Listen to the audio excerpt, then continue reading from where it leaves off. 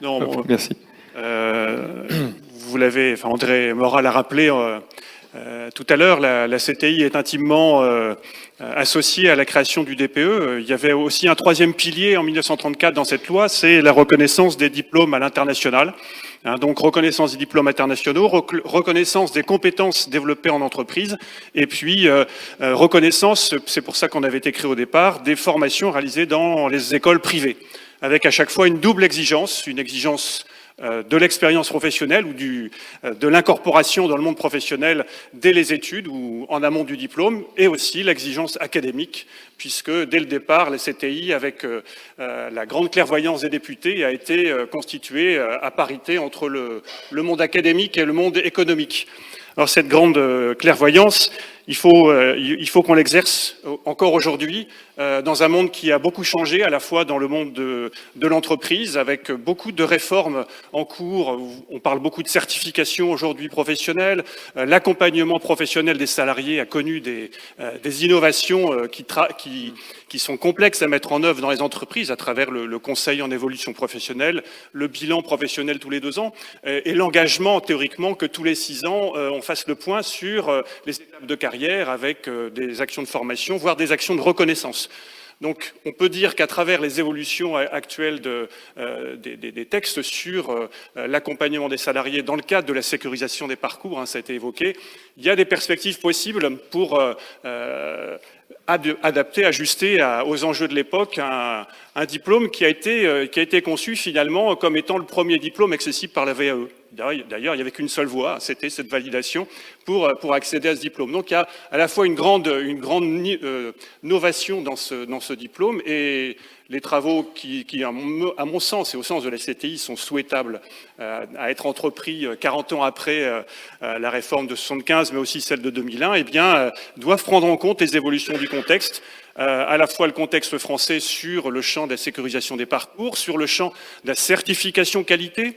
Il y a une grande exigence aujourd'hui à ce que les titres et les certifications professionnelles soient délivrés par des organismes qui sont eux-mêmes certifiés en matière d'assurance qualité. Alors le travail de la CTI auprès des écoles est aussi à mettre en perspective.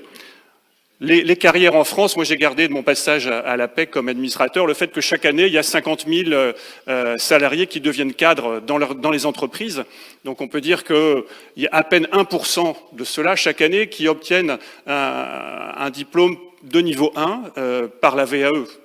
Il y a 25 à 30 ces dernières années du côté du DPE, pas plus que 150 sur les diplômes initiaux d'ingénieurs.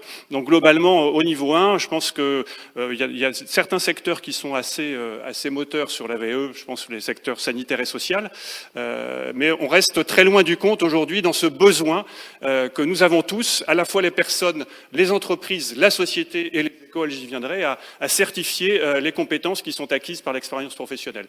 Il y a un vrai chantier, la CTI y tiendra tout son rôle, on est attentif à l'expression de ces besoins, et le fait que nous soyons, par notre création à la fois académique et économique, nous rend tout à fait, non pas pertinent, mais intéressés en tout cas à travailler sur ces questions-là. Vous l'avez dit, j'entends des choses qui étaient très intéressantes ce matin sur le risque de consanguinité. Je pense qu'il est très important, je pense, pour toutes les générations, qu'on ait, à l'issue de formation ou de reconnaissance d'expérience professionnelle, des brassages dans les populations. Il n'y aurait rien de pire que se regarder le nombril et générer entre soi les mêmes diplômes qu'il y a 40 ans.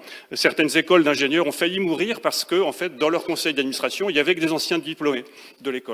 Et donc attention, je pense que c'est très important que tous les systèmes de certification, même assis sur une société aussi pertinente que la vôtre, et j'y reviendrai, eh bien, soient en permanence, non pas en situation de s'accaparer le dispositif, mais de veiller à ce que ce dispositif soit en capacité d'évoluer.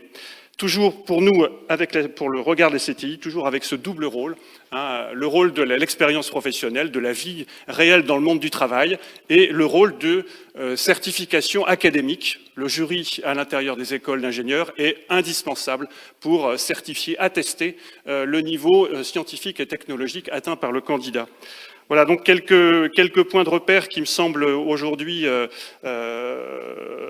à approfondir dans les échanges que l'on pourra avoir dans l'année qui vient, parce que, comme a dit notre premier intervenant ce matin, it's time to market, c'est-à-dire qu'il ne faut pas traîner sur ces questions-là, sur ces enjeux, parce que à la fois beaucoup de cadres et d'ingénieurs d'entreprise attendent sans doute sans le savoir.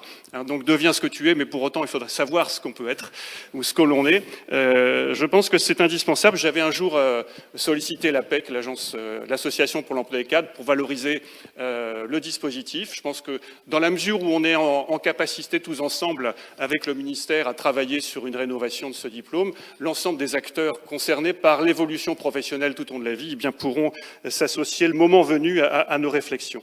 Je vous remercie. Merci à vous. Merci, monsieur Laurent Mayeux.